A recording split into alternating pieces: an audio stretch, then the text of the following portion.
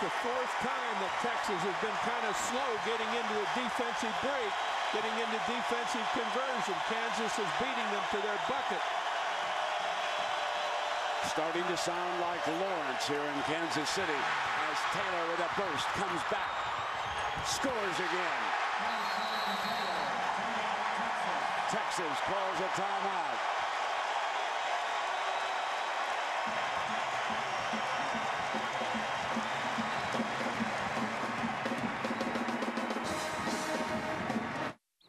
That they were more than just impressive. I thought they were very, very good throughout that game. Holly, what went on in the Texas huddle during that timeout? Well, he called it because they're getting run away on right now. But as Tristan Thompson walked to the huddle, he put his hand up and said, "It's okay, it's okay. Calm down, coach." As if to say, we've got this. They're not panicking in that Texas huddle right now. And what Rick Barnes keeps reinforcing is guard and rebound. Well, Mario Little, who had just checked in, fouls Tristan Thompson. We've got a break at the 10:56 mark, but the Jayhawks are out by a dozen.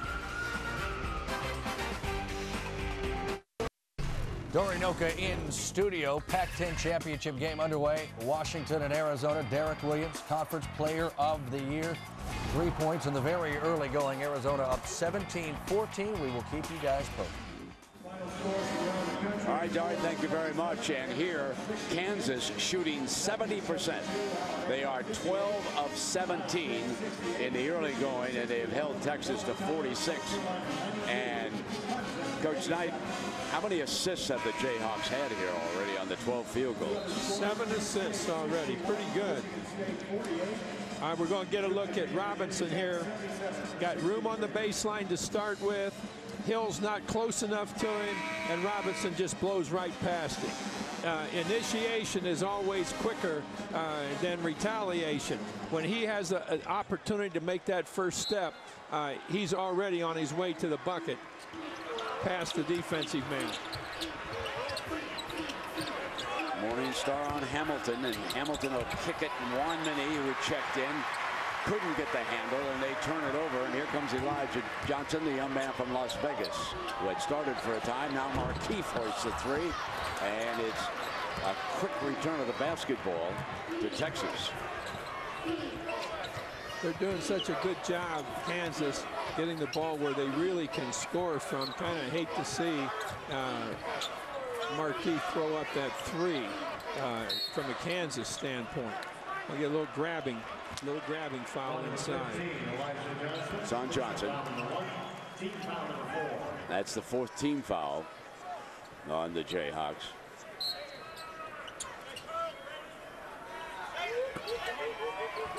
Marcus getting a breather right now, along with Taylor, who's played very well, and Hamilton, just a fine shooter. Very, very good. Now Morningstar tried for the ball again. That's the second time he's made a try for the ball that ends up in a bucket by Hamilton. Little puts it down on Wanmini, kicks it to Morningstar, and I believe it was out of bounds, but he caught it. Yes, Mark Whitehead was looking right at it, and on the turnover, and with that, Bill Self wants Taylor right back in the game. Morningstar will take a break. You know, you can't overplay a guy like Hamilton. You want to be in a position where you can keep him from getting a drive to the bucket. You start trying to take away passes to him, you're going to lose him. And he's just too quick, and he's too good when he just has a step to take a shot.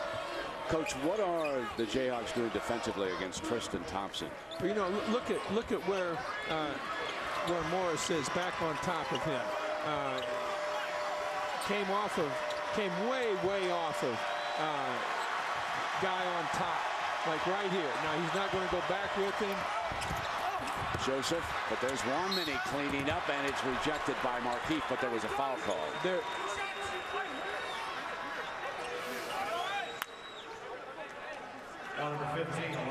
Johnson's picked up a quick number 2. Go ahead, Bob. But now Little's a very tough guy inside too. We made a comment about Little guarding Thompson, but he's awfully strong inside.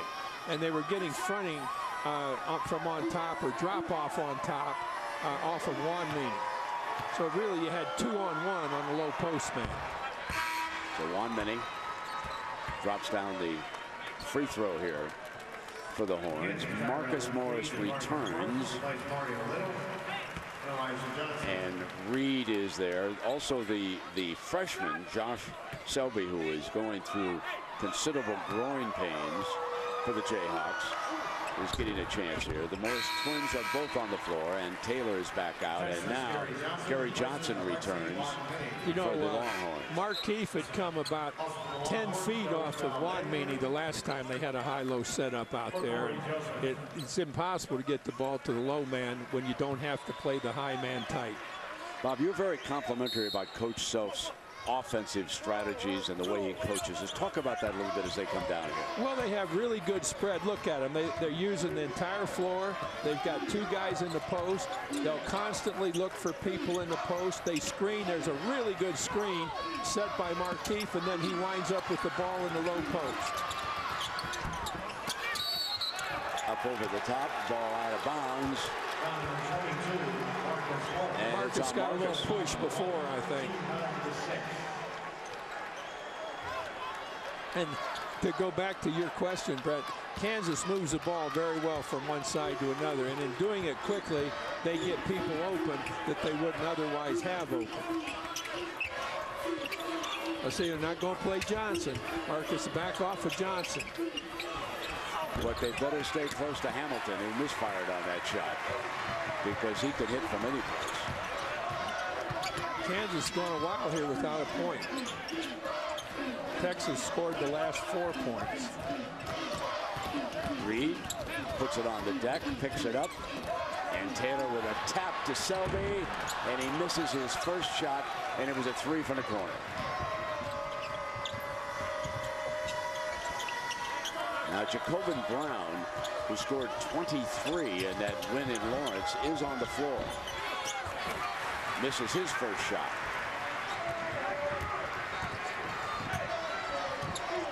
They're going to just back it out here, and now I think they're going to be looking this whole possession to get it to somebody in the post. They weave, looking to penetrate, and Taylor with that great speed does just that, and a great block down low. Boy, Hamilton got up on it, didn't he? Hamilton really was alert to the drive and held his position until the ball got to him where he could go up and slap it away. Well, a lot of fans who wanted tickets weren't able to get in, but they're enjoying the action outside. So we'll see how it's all sorted out. Joe thinks that there will be 6 teams, including Colorado, from the Big 12 that'll make the big dance. And of course, we'll all know tomorrow, and we'll start to contemplate the brackets. A little bit of a new wrinkle. There's not one play-in game this year. There's going to be 4 of them. And Marcus Morris knocks that down. Bob, would that break a drought of how many minutes? A little over 4 minutes. That's the first point that Kansas has scored since about a little beyond the 11-minute mark.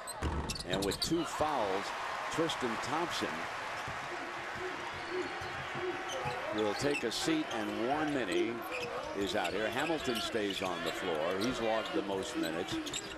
Jacobin Brown off balance, a good shooter though.